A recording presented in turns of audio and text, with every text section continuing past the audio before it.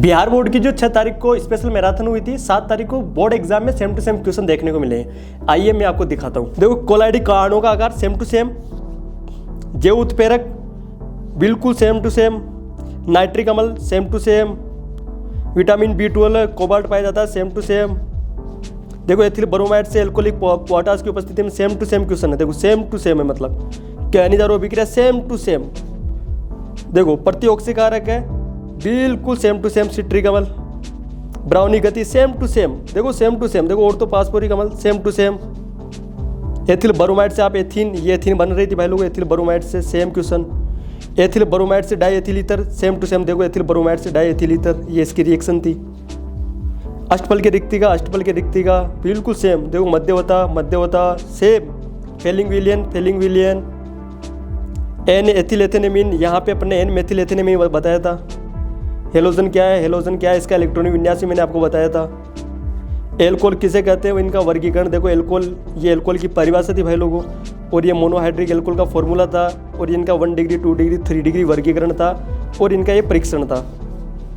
Crystal कितने प्रकार के होते हैं, उनका वर्गीकरण, सब कुछ आपको मैंने बताया था। असामान्य आणविक द्रव्यमान वाला क्वेश्चन ये अपन ने किया था क्लास में। मोलल उन्नयन स्थिरांक क्या है, ये भी अपन ने किया था क्लास में।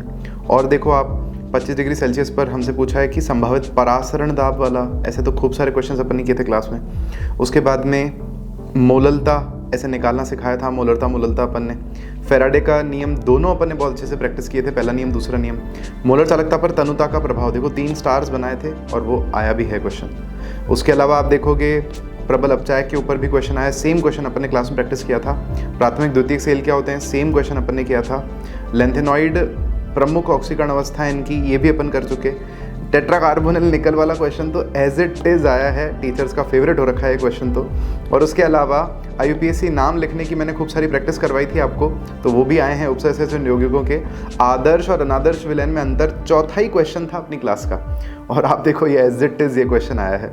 उसके अलावा प्राथमिक द्वितीयक सेल का उदाहरण देकर के समझाओ, ये भी क्वेश्चन हमें देखने को मिला है। और इसके अलावा और भी क्वेश्चंस हैं, तो सारे दिखाना पॉसिबल नहीं है, और ये सारे तो एक ही क्लास में से थे, तो मतलब कुछ छोड़ा ही नहीं था हमने। तो ऐसे ही बस शानदार तैयारी के लिए जुड़े रहें।